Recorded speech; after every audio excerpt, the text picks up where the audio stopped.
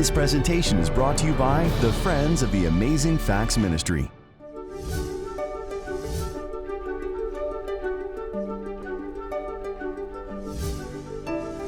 And I finally started reading the Bible so I could argue with Christians. And I said, this can't be true. And I thought either Jesus was crazy, or he was a liar, or he's the Lord. What I sometimes do during one of these series of meetings is I just take a section of time and I share with you my personal experience of how I came to the conclusions of the things that I'm sharing with you, and knowing the background sometimes helps.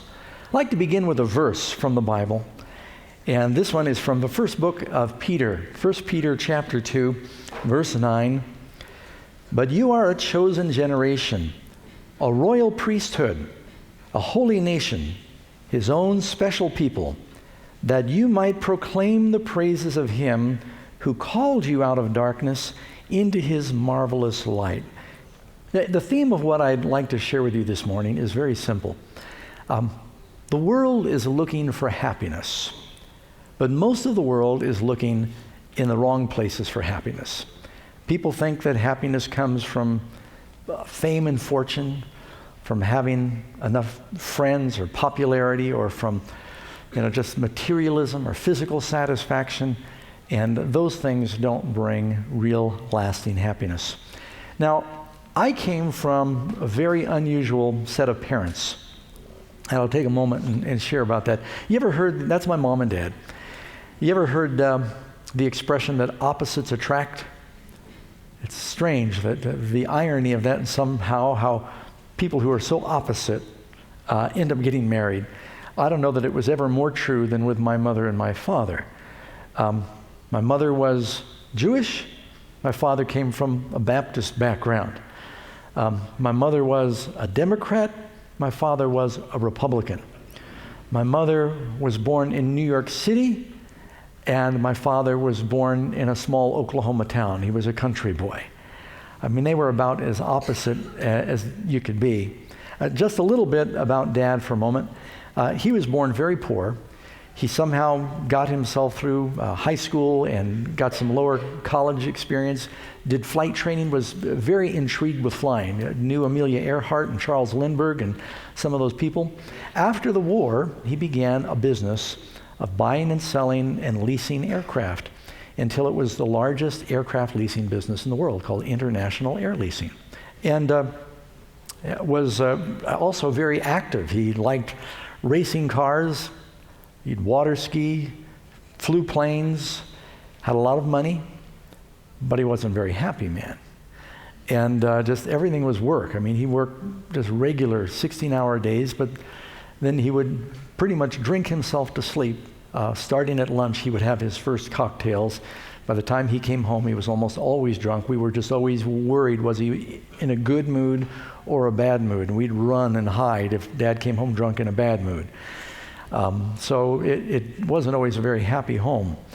And so when I meet people that think, if I could just make more money, I'd be happy, I thought, you really think so? It doesn't work that way. Jesus said, one's life does not consist in the abundance of things that he possesses. Money does not make a very good foundation for happiness. Now I'm going to switch over to talk about Mom for a minute. Very different. Mom was Jewish. Her maiden name was Tarshish. She was born in New York City. She went to California with her family when she was young. They were looking for a better life, and Mom really was intrigued with wanting to be famous. She was very talented. She could sing. But then beyond that, Mom, she really became famous as a film critic. During that era, it was a very powerful position. If a critic said a movie was bad, they lost a lot of money. If it was good, they could make a lot of money. And so she knew a lot of powerful people and movie stars in Hollywood. Here's some pictures of Mom with some of the different celebrities. This is Mom with Sylvester Stallone, Muhammad Ali. Anyone remember George Burns? Paul McCartney. Here's Mom with Warren Beatty, Jimmy Stewart, Bob Hope, Natalie Wood. Some people thought they even looked a little alike. Here she is with Sally Fields, who's still acting today, Clint Eastwood, still producing, Paul Newman, Roger Moore, one of the James Bonds. So she knew these people. And when we were growing up, my brother and I, we didn't realize, how famous some of these folks were, but famous composers and singers and actors were coming to and fro in our home, both in LA, she lived in Beverly Hills, and in New York City. And, but one thing I noticed is they weren't very happy. It's all an illusion. It doesn't really mean anything. Movies and television, it just creates an illusion because you multiply an image. But they're just normal people, and they struggle. Now, I grew up mostly in New York City. I'm born in Southern California. Mom moved to New York City after she divorced Dad. People were amazed the marriage lasted 6 years. I was 3 years old when they divorced. Bounced around between my grandparents, my father, and my mother because they were so busy with their careers that we just kind of felt like we were in the way. I went to 14 different schools. Part of the reason is because Mom and Dad were changing custody. Part of the reason is because I was getting in trouble and they kept changing me from school to school. And it didn't help that Mom used drugs. And I remember one day when I was 13 years old that Mom said, well, eventually, Doug, I know that you're going to try these things. I just assume you did it at home. And so she rolled a joint and she smoked pot with me. Very common occurrence in our home. 2-3 times a week, Mom and I would smoke pot or hashish, eat ice cream. And she said, I just want you to do it at home. Well, it didn't stay at home. And so I started getting into all kinds of trouble. And I kind of bounced around from one thing to another. I ran away from home the first time when I was 13. I was just looking for purpose. I used to think about suicide all the time because many of the public schools we went to, they said there's no God. And when you die, you just turn back into fertilizer. There's no purpose. And I remember distinctly when I was living in New York City, I went to the edge of one of these tall apartment buildings. We lived in a building that was 20 floors up. And get out on the roof. And I stood and I looked and I thought, all I have to do is jump and I won't be unhappy anymore. Do I need to tell you that I wasn't a very happy child? I just felt like my parents were busy with their careers and I just didn't have any peace or happiness. I believe you die and you turn back into dirt. And I thought, I got in trouble in school all the time. Why not get it over with? All I've got to do is jump and I won't be hurting anymore. Sad thing is I started thinking about that at 7 years old. But God just kept holding it back. One thing that helped me, I have an insatiable curiosity, and I thought, if I kill myself today, something really interesting is bound to happen tomorrow, and I'll miss it. And so I was able to postpone my suicide one day at a time because of curiosity for years. Years later, I remember when Mom turned 40, she called me up, she said, Doug, I realize that my beauty and talents are fading, and I'm just thinking an end in my life. And I said, Mom, let me tell you how I dealt with that. At this point, I was a Christian. I said, you lose all your options when you commit suicide. You never know, it might get better tomorrow, and you'll never find out if you kill yourself. So just take it one day at a time. And years later, she said, that really helped me. So I began to think, why kill yourself by doing something boring like jumping off a building or taking a handful of pills? I heard a beer commercial, and it said, you only go around once in life. Get all the gusto you can. I wasn't real sure what gusto was, but I thought, well, that sounds good to me. I'm just gonna have as much fun as I can, and I'll kill myself having fun. And so I just began to live a very wild life with abandon. When I was living with Mom, I was already using drugs at home with Mom, and I found out where her stash was, and so I already knew about that side. When I was living with Dad's specialty was alcohol. He lived on a mansion in Southern California with a butler and a maid, and he had a complete bar in the house, stocked better than some city bars. And my friends and I, we would drink, and I was getting into a lot of trouble. I started getting involved in stealing and fighting and drugs. I started smoking cigarettes, and I was in and out of jail, ran away from home several times. And so I was getting into lots of trouble. And you know what it was, is I wanted attention. I wanted my friends to like me. And everyone wants love, and I just felt like nobody even cared about me. And so I just tried so hard to get someone to like me, I'd do just about anything. When I was living with Dad, this is the island, just a Google picture of Sunset Island #1. That's where Dad lived. He was in the north part of that picture. Had a house right there on the bay. We had 3 boats in the backyard. I had a yacht, ski boat, and I had a little sailboat. And the friends that I grew up with on the island, we got bored in the summertime, and we would go break into the homes of the other millionaires. We'd just sit around. We'd say, what do you want to do? I don't want to do it. Let's go break into this home.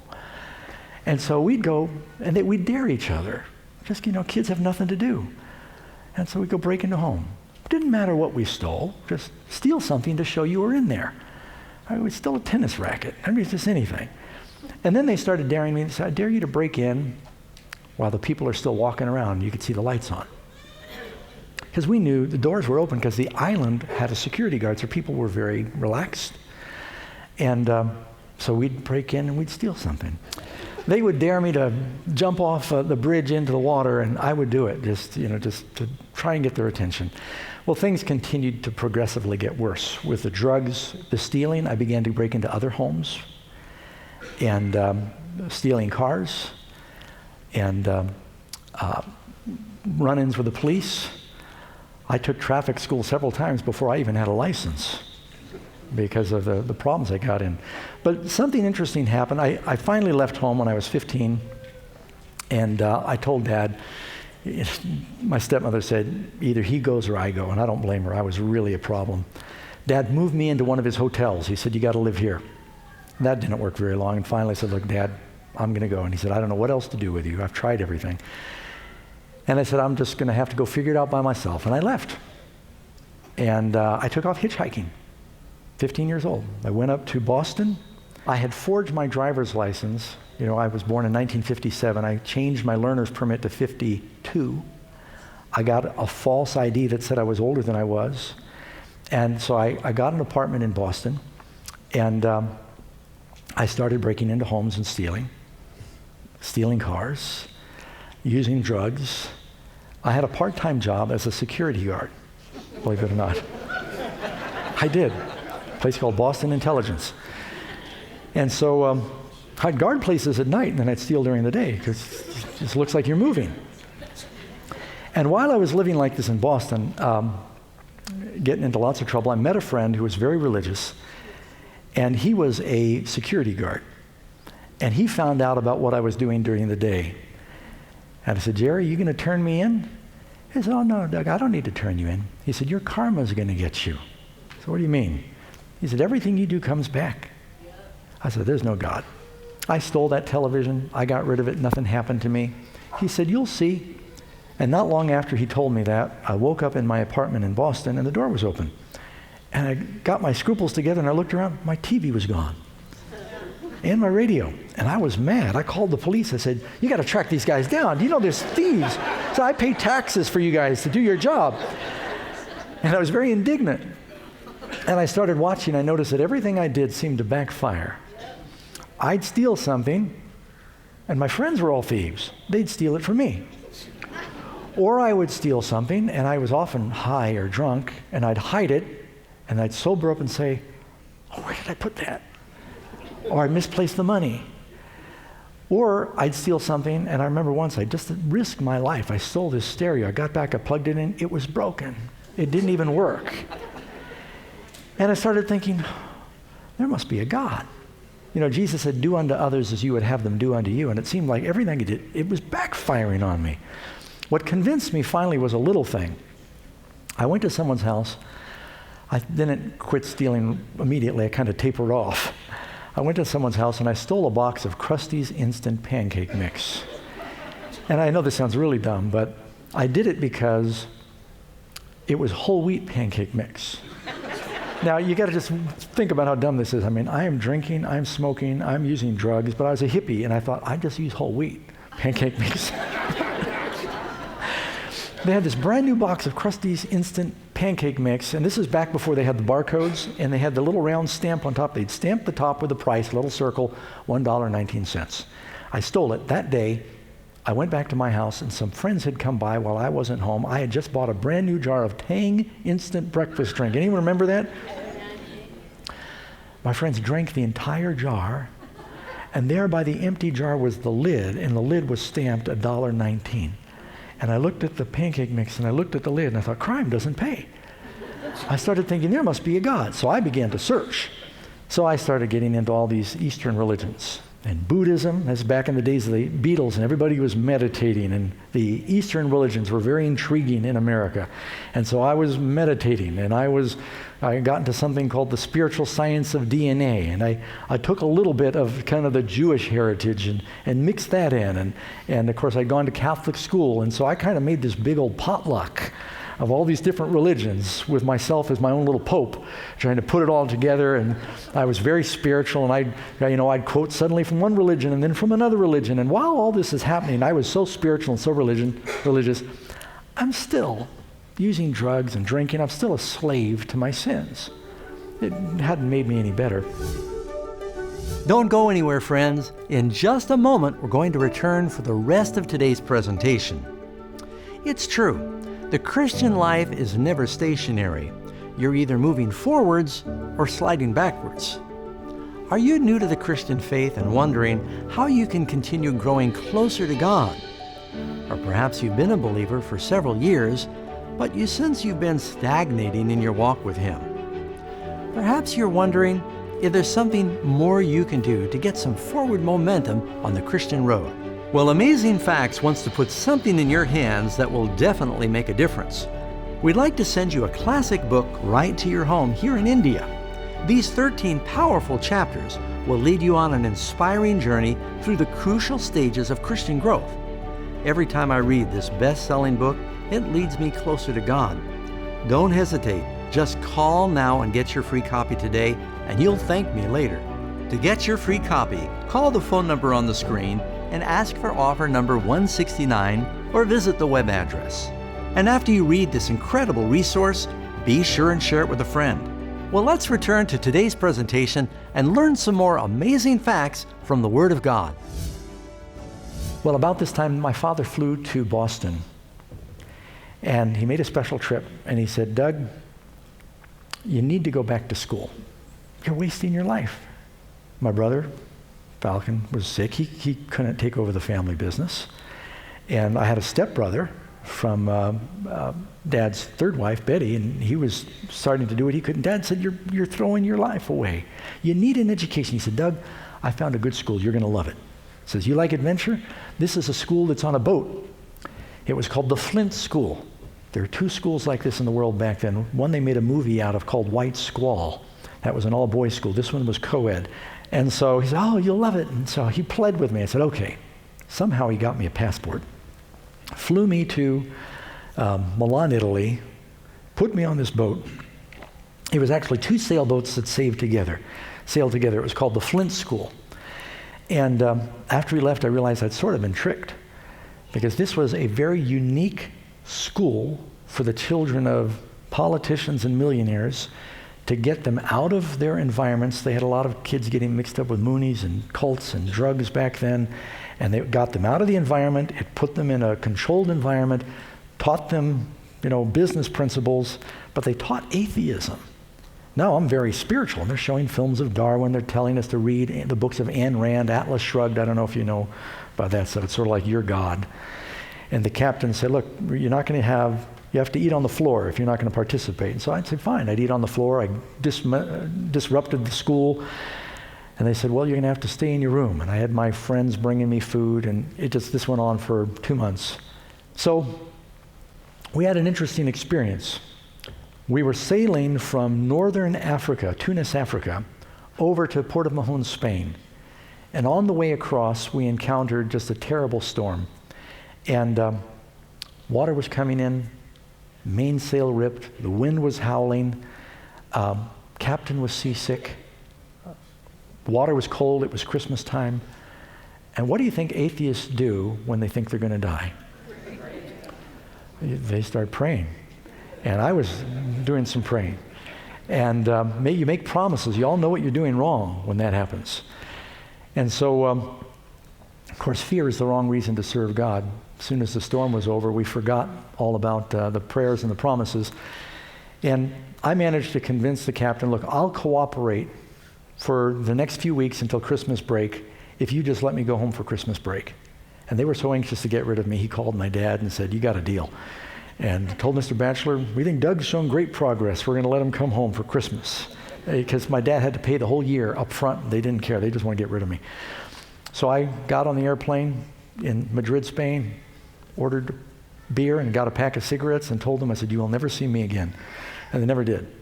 I got back to the States, went on a ski vacation with Dad. When it was time to go back to school, I ran away for the last time. And I went hitchhiking across the country to a place I found when I was 15 in the mountains above Palm Springs. There's a very tall 10,000-foot mountain called Mount San Jacinto. Halfway up this mountain, there's a cave. There's several caves up there. And I said, I'm going to find God in nature. Now, on my way out to Palm Springs, something interesting happened. I got stuck on the highway in Oklahoma. I was cold, hungry. All these trucks were going by, and I was a little hungover, and I was desperate. And I said, I ought to try praying. And after standing there for 8 hours freezing, because I had Florida clothing on, it was December in Oklahoma, it was freezing cold. I prayed and I said, Lord, I know I've been a terrible person. If you're there, will you please help me? And I need help with 4 things. I said, please help me to get a ride to where I'm going. I had like 1,500 miles to go. I said, please help me get some food. I was hungry. Help me get some money. Lost all my money drinking and playing pool the night before. And then I prayed for a ride with someone normal, because I was getting picked up by some very strange characters. As soon as I finished praying, the next vehicle going by stopped, picked me up, took me all the way to my destination in Palm Springs, and preached to me all the way out there, which I didn't ask for. They gave me $40 when they dropped me off. They bought my food all the way out. Everything I prayed for, God gave me. And I thought, what a coincidence. But I had to listen to him or jump out of the car.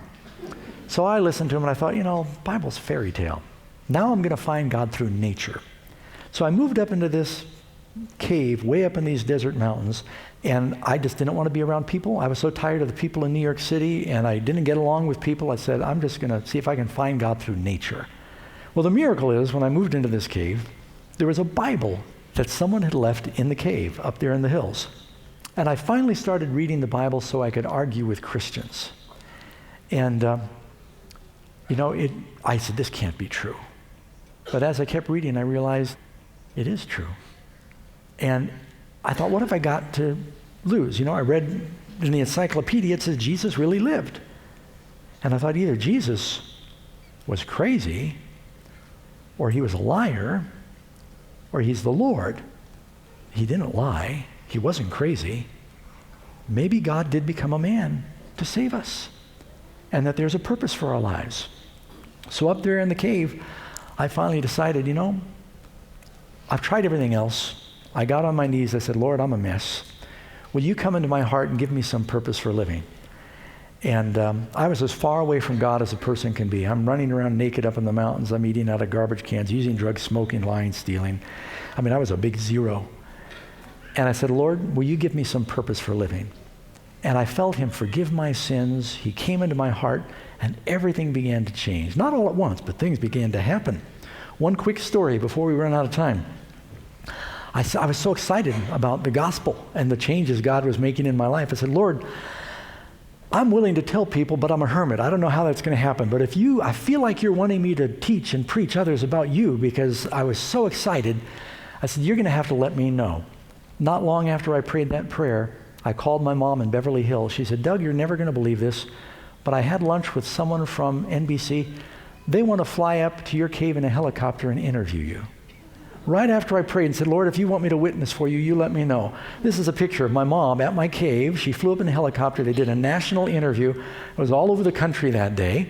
My friends in jail said they saw it 3 times in one day. And so from that time to this, God just opened doors for me to be sharing with other people.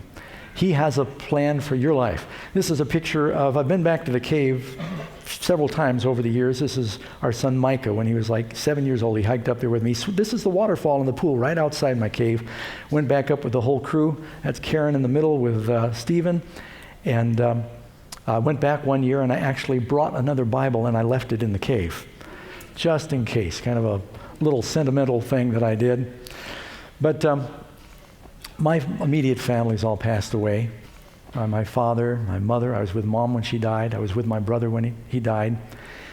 And I remember I was out walking with my brother one day.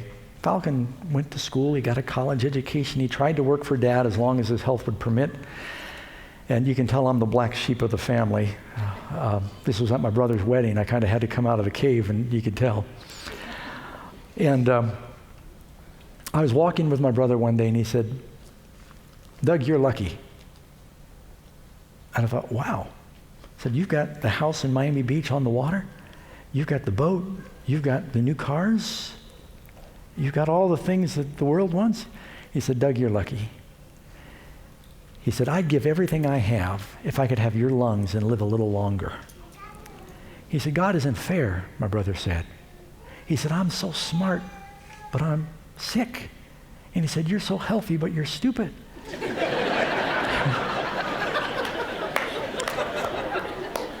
And, you know, my brother, he basically said, I know I'm dying. I would give everything if I could live a little longer. I wouldn't care about any of the stuff, any of the fame, if I could just live a little longer." And I said, "Falcon, do you want me to pray with you?" He used to tease me when I prayed. "Oh, yeah, so you're going to pray over the food. Go ahead. Rub-a-dub-dub, thanks for the grub." He used to tease us. But, you know, when he was dying, I said, "Falcon, do you want me to pray?" He said, "Yes, please." And what profit is it if you gain the whole world? If you're famous, if you've got fortune, if you don't have life, you don't have anything. My brother would give everything for a little more of this life, and yet sometimes we're reluctant to let go and let Jesus take our lives and have eternal life.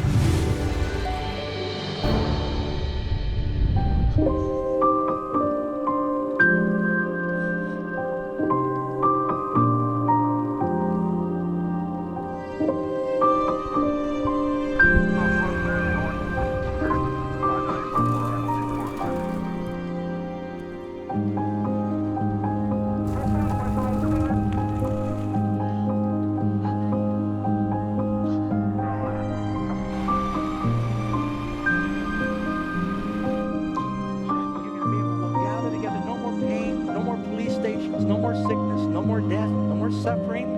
And it is real, friends. This pain and misery in our world was never God's plan. He's going to restore things to its original plan. Blessed are the meek, they will inherit the earth. Where do we ultimately live? For I was hungry, and you gave me something to eat.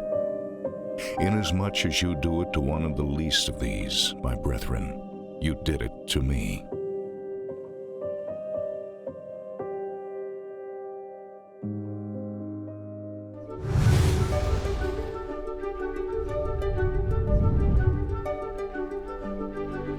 Don't forget to request today's free offer. It's sure to be a blessing.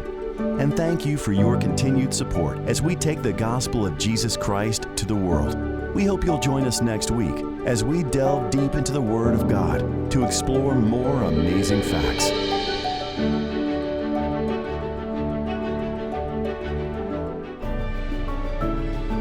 This presentation was brought to you by the Friends of the Amazing Facts Ministry.